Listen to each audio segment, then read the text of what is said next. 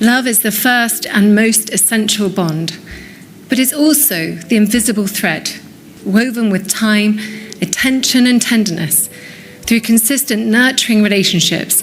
The dinner was supposed to prove that the royal family could still sit beneath one roof without old wounds tearing it apart.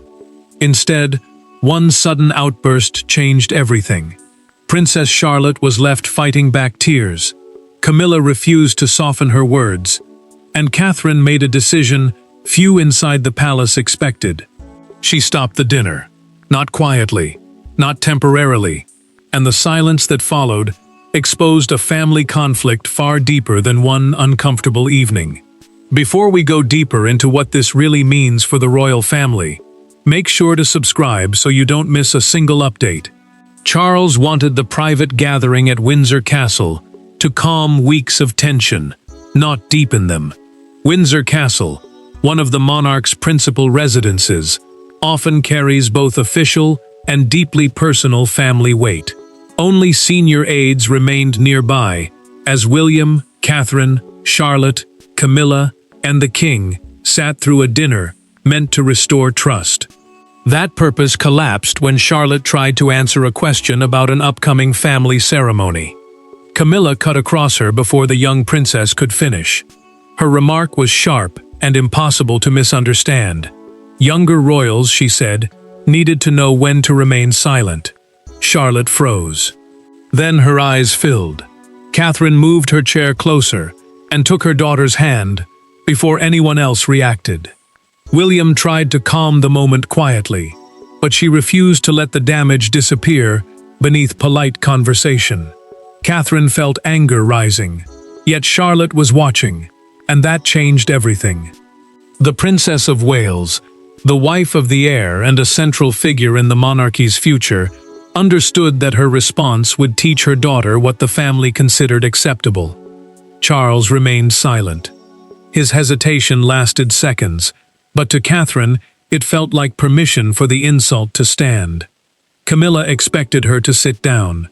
Catherine pushed her chair back instead. She placed one hand on Charlotte's shoulder and looked toward the attendants. She has heard enough tonight. The servants stopped moving. Nobody reached for another glass. Charlotte wiped her face, while her mother held her hand tightly, controlling the anger in her voice.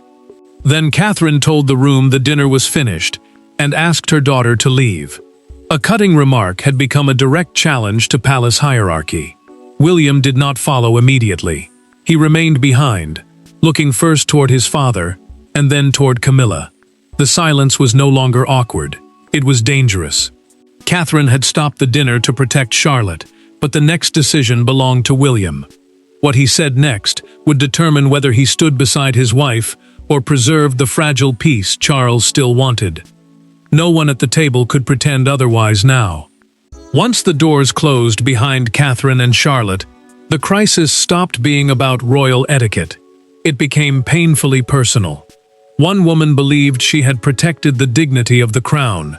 Another believed that dignity meant nothing if a child had to suffer for it. Between them stood William, carrying responsibilities that belonged to the future king, while facing something far simpler and far harder: the tears of his own daughter and the anger of his wife. Catherine had spent years trying to prepare Charlotte for a life that would never be completely ordinary. The Princess of Wales understood that public duty meant expectations, ceremonies, and constant attention, but she had also fought to protect her daughter from believing that cruelty was part of service. Royal protocol, the unwritten and formal rules that shape how members of the family behave during official and private occasions, could teach discipline. Catherine refused to let it become an excuse for humiliation. Charlotte looked at her mother with the question Catherine had feared most. "Did I do something wrong?"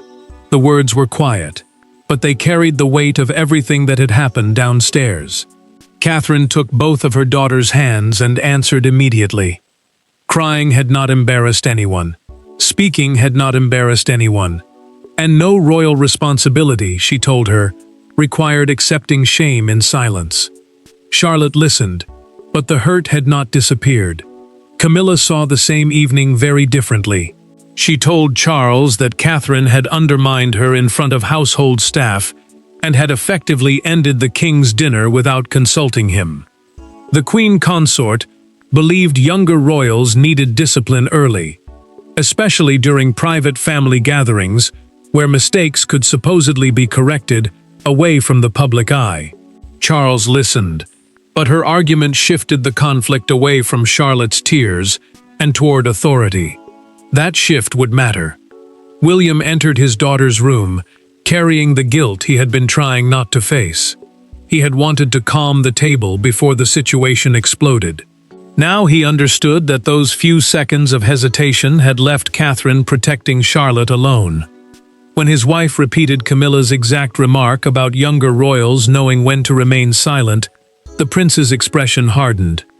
William admitted something he had not wanted to turn into a larger confrontation. This was not the first time he had worried about sharp comments aimed at Charlotte. Earlier incidents had been dismissed as misunderstandings, awkward wording, or generational differences before they could become serious disputes. He had accepted those explanations because preserving peace had seemed easier. Catherine did not accept them anymore. She told him tonight was different because Charlotte had finally heard aloud what she had feared for months, that something colder had been building behind closed doors. William looked toward his daughter and understood why his wife had ended the dinner. Charlotte's tears explained Catherine's decision. They did not explain why Camilla's words had carried such force. That answer began weeks earlier, in a confrontation nobody at Windsor had truly forgotten. The dinner did not explode because of one careless sentence. The fuse had been burning for weeks. Behind carefully controlled appearances, Catherine and Camilla had already clashed over Charlotte's changing place inside the monarchy. One private conversation had ended without agreement, without apology, and without anyone willing to step between them. From that moment forward, every small correction carried new meaning. Every silence became heavier, and when the family finally sat down together, the unresolved warning returned with devastating precision. Catherine had wanted Charlotte's preparation to remain gradual. The Princess of Wales believed her daughter could learn public duty without being made to fear every mistake, especially while she was still young. Royal conduct, the expected behavior attached to official family occasions and ceremonial duties, mattered, because even small missteps could attract attention once a young royal became more visible. Camilla agreed that Charlotte needed preparation. She disagreed sharply over who had the right to give it. 3 weeks before the dinner, that disagreement became impossible to ignore. During a private rehearsal for a Windsor remembrance ceremony, Charlotte stepped forward before being instructed. Camilla corrected her immediately in front of household staff. Catherine saw her daughter's face change and intervened before the moment could deepen. She asked the queen consort not to discipline Charlotte publicly. Camilla did not soften. "The crown will not always protect her feelings," she replied. Catherine waited until Charlotte left the corridor. Then she closed the adjoining door and faced Camilla without raising her voice. "Correct me if you wish. Do not make her afraid." The words carried more than maternal anger. Catherine believed preparation should build confidence, while the older woman believed correction had to be direct enough to harden younger royals for what waited ahead. Neither woman moved toward compromise. Camilla answered with a warning of her own. She told Catherine not to confuse motherhood with authority over every royal setting. A documented fictional account later prepared by a household aide recorded that the exchange ended there, with neither woman apologizing and both leaving convinced the other had crossed a line. That mattered because the disagreement was no longer about one rehearsal. It had become a struggle over who could shape Charlotte's place inside the family. William heard about the confrontation later that evening. He asked Catherine whether she wanted him to intervene. She said no. She believed the boundary had been made clear, and that making the dispute larger would only create another family rupture. He accepted that judgment, though uneasily. Catherine would regret that decision. Weeks later, when Camilla spoke sharply to Charlotte again at the dinner, She understood instantly that the earlier warning had not been forgotten. It had been challenged. And this time, Catherine would not wait for her daughter to leave the room before answering.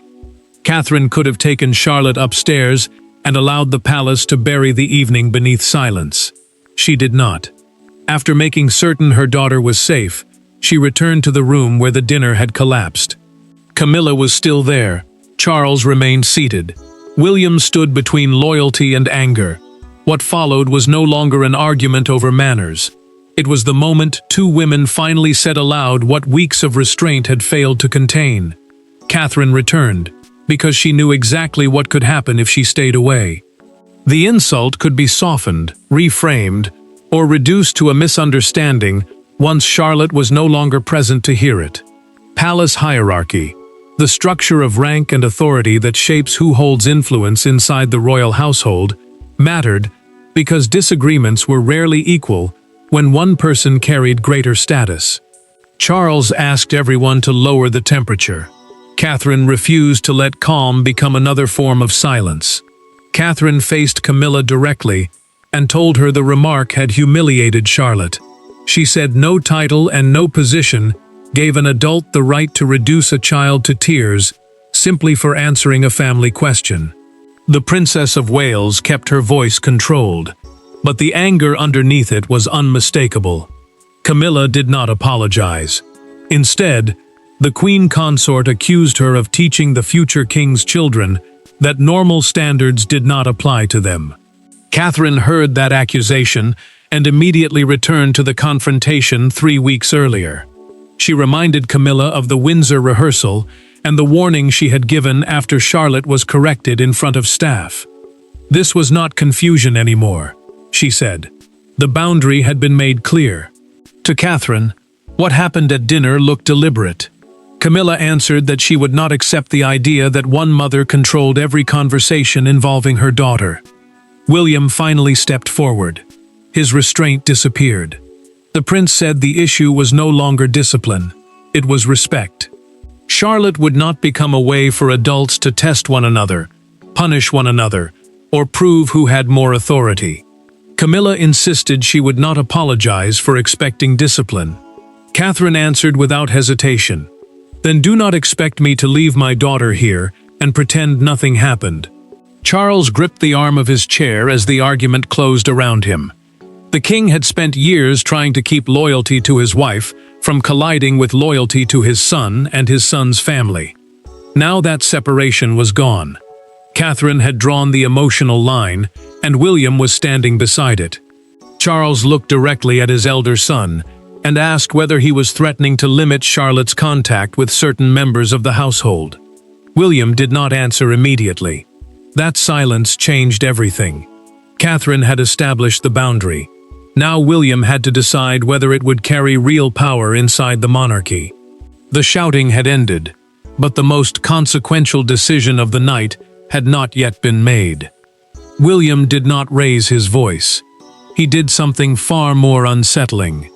He began choosing his words as the future king. What had started as a mother's instinctive defense of her daughter was about to become a family boundary backed by real authority. Charles understood the danger immediately. Camilla understood it seconds later, and Catherine remained completely silent. William knew the distinction mattered. He and Catherine controlled the daily upbringing of their children, including when Charlotte attended private family gatherings and ceremonial engagements. Parental responsibility meant the practical authority to decide what situations a child should enter, even inside the wider royal structure. Charles still controlled his own household as monarch, but being king did not give him the final word over how his granddaughter was protected. William set his untouched glass down. Then he told his father that Charlotte would not attend private dinners, where either parent believed she might be placed under unnecessary emotional pressure. His voice stayed calm. That made the words heavier. Charles asked whether his granddaughter was being withdrawn because of a single argument. The prince answered immediately. This was not one argument. A boundary had already been set weeks earlier, and that boundary had been ignored. Catherine finally spoke. She admitted that she had deliberately kept the Windsor rehearsal dispute from Charles because she did not want to force him into choosing between her and Camilla. The confession landed harder than an accusation. The Princess of Wales had tried to protect family stability by staying silent, but that silence had allowed resentment to grow instead. Charles stared at her, realizing the disagreement had been serious enough for Catherine to hide it from him. Camilla understood the consequence now. This was no symbolic warning. If William and Catherine stopped bringing Charlotte to certain gatherings, the family divide would become visible inside the palace long before the public ever heard a word. The Queen Consort insisted that discipline had been mistaken for hostility, but William did not retreat. He said Charlotte's presence would depend on whether she felt safe. Catherine felt relief and sadness at the same time. William had finally done what she needed him to do, yet his support confirmed that the family had reached a point she had desperately tried to avoid. Charles looked around the room and made his decision. He ordered the remaining attendants to leave. Then he asked William and Catherine to give him a moment alone with Camilla. The consequence had been established. Now the king and his wife were left with a far more dangerous question. Who had actually pushed the family to this point? For the first time that evening, Camilla had no audience to challenge, and no argument left to win. The chairs around the table were empty. Charlotte was upstairs. Catherine had walked away. William had imposed a boundary Charles could not simply dismiss. What remained was the consequence. The Queen had entered dinner believing she was correcting a younger royal. She ended the night facing the possibility that one uncontrolled moment had damaged her relationship with an entire branch of the family. Charles asked the attendants to remain outside. The king wanted the first truly private conversation of the night, because what happened next could not be softened by staff or hidden behind protocol. Royal hierarchy, the system that determines rank and authority within the family, mattered less to him now than something simpler. Charlotte had been hurt.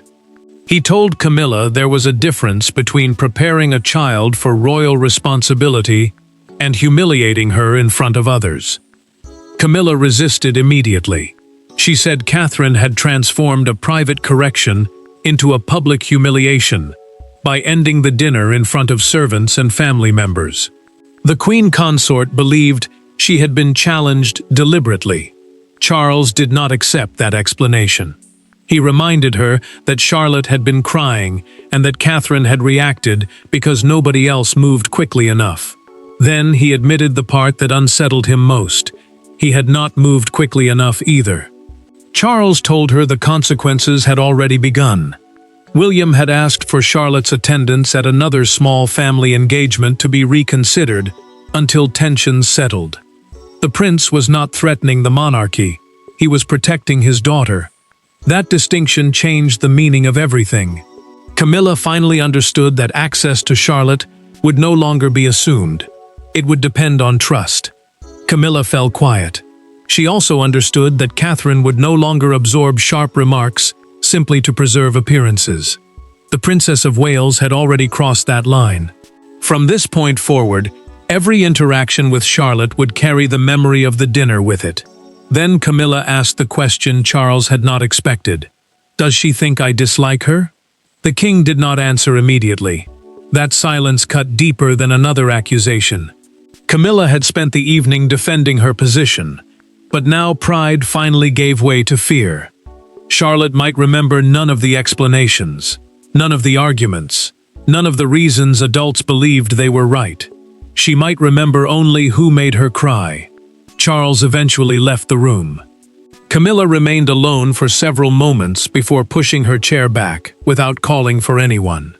The conflict had created consequences, but its direction could change only when someone stopped defending authority and finally confronted what had happened to Charlotte herself. By morning, the palace had already begun managing schedules, staff movements, and explanations. Catherine ignored all of it. Before any official solution could matter, she needed to know what Charlotte wanted. Mother and daughter sat together without advisors, courtiers, or royal language between them. That quiet conversation changed Catherine's understanding of the previous night. Charlotte was not angry. She was frightened of disappointing the family, and that fear forced Catherine to make one final choice. Catherine stayed with her daughter while household discussions continued elsewhere. A courtier, simply put, is a senior member of a royal household who helps manage duties, access, and formal arrangements. But none of that mattered inside this conversation. William agreed that no meeting, apology, or reconciliation should be arranged until Charlotte was asked what would make her feel safe. For once, palace convenience would come second. Charlotte finally explained what had hurt most. Camilla's words had not merely embarrassed her. They had made her believe she was failing at being a princess. That fear struck Catherine harder than the insult itself. She told her daughter that royal responsibility meant learning, listening, and sometimes making mistakes in front of other people. It did not mean earning love through perfect behavior. It did not mean belonging could be taken away because one answer came at the wrong moment. Charlotte asked something Catherine would remember long after the dinner itself faded. "Will I still be allowed to make mistakes when I'm older?" Catherine pulled her close and answered without hesitation. Becoming royal did not mean becoming emotionless. Growing into responsibility did not mean becoming afraid. Charlotte then surprised her. She did not want Camilla excluded forever. She wanted the queen consort to understand why the words had frightened her. Catherine felt her anger shift. Protecting Charlotte could not mean teaching her that every injury required permanent separation. Sometimes protection also meant showing a child that accountability could lead somewhere other than bitterness. Catherine later spoke privately with William, with no aides present. The prince listened as she made her condition clear. She would accept an apology and allow the family to begin repairing the damage, but it had to be given directly to Charlotte. Charles could not deliver it. Staff could not soften it. Nobody could speak on Camilla's behalf. William agreed. Camilla was informed of the conditions soon afterward. She did not bargain. She did not ask for different wording or a more controlled setting. She agreed to face Charlotte herself. The child had found something the adults around her had struggled to reach: room for forgiveness. But forgiveness would require one final test. Camilla would have to face Charlotte without rank, excuses, or anyone else speaking for her. The palace hoped the cancelled dinner could remain a private family matter. By the next day, that hope was gone. Questions spread beyond Windsor about why Catherine had abruptly removed Charlotte from an evening gathering, and why William had changed his daughter's upcoming schedule. The public did not know every private sentence, but one detail dominated everything else. Charlotte had been seen leaving upset. Suddenly, a family argument became a national conversation about childhood, power, and royal responsibility. Palace aides tried to contain the damage by describing the interruption as a private scheduling matter. That explanation collapsed when Charlotte's next appearance was quietly removed from the calendar. A royal engagement, meaning an official appearance carried out on behalf of the monarchy, usually follows careful planning, so a sudden change immediately attracted attention. The absence mattered because William and Catherine controlled their daughter's participation, and the decision now looked less like coincidence and more like consequence. Catherine hated watching Charlotte's distress become public conversation. The Princess of Wales rejected suggestions that the original dinner should simply be resumed to project unity, because forcing another appearance would turn her daughter's emotions into part of a public relations strategy. Charles felt the pressure from another direction. The king feared the monarchy now looked divided around a child, and he knew no communications plan could erase the fact that he had hesitated when Charlotte first became upset. Public debate sharpened quickly. Some argued that younger royals had always been expected to respect senior family members and accept correction. Others saw Catherine's response as something different, a mother refusing to place hierarchy above her child. A fictional national broadcaster captured the mood with one line. When Catherine stopped the dinner, she may also have stopped an old royal habit, the expectation that family discomfort must be endured for appearances. Outside Windsor Castle, that argument found a simple symbol. A small crowd gathered near the public approach, and one handmade sign reading, "Protect Charlotte, family first," became the image repeated across evening coverage. Catherine had acted privately, but the moment was now being interpreted as maternal defiance, far beyond the palace walls. Charles watched the evening broadcast in silence. When the presenter described Catherine's decision as a challenge to an old royal instinct, he switched the television off before the panel discussion began. Regret settled harder than anger. He knew much of this might have been avoided if he had spoken sooner. Catherine and Camilla refused competing public statements. Both women agreed the only meaningful next step was the apology Charlotte had requested. Britain had already formed its judgment from outside Windsor, but the verdict that mattered would come inside a quiet room, where Charlotte, Catherine, and Camilla would finally face one another again. The final meeting did not begin with anger. It began with silence. Charlotte sat beside Catherine, while Camilla entered without Charles, without aides, and without anyone prepared to soften the words for her. The Queen could defend protocol. Catherine could defend motherhood. The palace could defend tradition. But none of those things mattered now. A young girl had been hurt. Someone needed to acknowledge it. And in that quiet room, the royal dispute finally reached the only conclusion capable of ending it. Catherine had agreed to the meeting only after Charlotte confirmed she wanted to hear Camilla herself. The Princess of Wales refused to let reconciliation become another carefully managed palace performance. William remained nearby but outside the conversation. That mattered because royal reconciliation, meaning the effort to repair damaged family relationships without changing formal rank or duty, could only work if Charlotte was treated as the person who had been hurt, rather than as a symbol of family unity. Camilla spoke directly to Charlotte. She admitted that her words at dinner had been too harsh. Expecting discipline, she said, did not give her the right to make the young princess feel ashamed or frightened. The queen consort did not blame tension, protocol, or misunderstanding. She apologized. Charlotte listened carefully before answering. She said she had believed Camilla did not want her speaking during royal gatherings. The admission struck harder than Catherine's anger ever had. Camilla immediately told her that she belonged in the family, and should never have been made to question that. Catherine stayed quiet for a moment, then acknowledged the apology because it addressed Charlotte's fear instead of defending rank. The boundary, however, remained. Catherine made clear that forgiveness did not mean returning everything to the way it had been. Charlotte would attend private family dinners again, only when she felt ready. William supported that decision completely. Later, Charles also admitted that he had waited too long to intervene when his granddaughter became upset. The king understood now that silence had helped the conflict grow.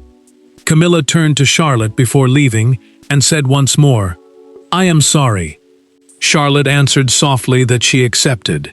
Catherine placed a hand on her daughter's shoulder, but this time she did not have to lead her away. The crisis ended there, not because anyone defeated anyone else, but because the adults finally understood the line Catherine had drawn. She had not rejected royal discipline. She had rejected the idea that discipline required humiliation. William stood behind that principle. Charles accepted his failure to act sooner, and Camilla accepted responsibility for the harm her words caused. The dinner had ended when Catherine stood up for Charlotte. The deeper crisis ended only when the family understood why. Protecting the crown and protecting a child no longer had to be opposing duties. Thanks for watching. Please don't forget to like and subscribe, and we will see you in next one.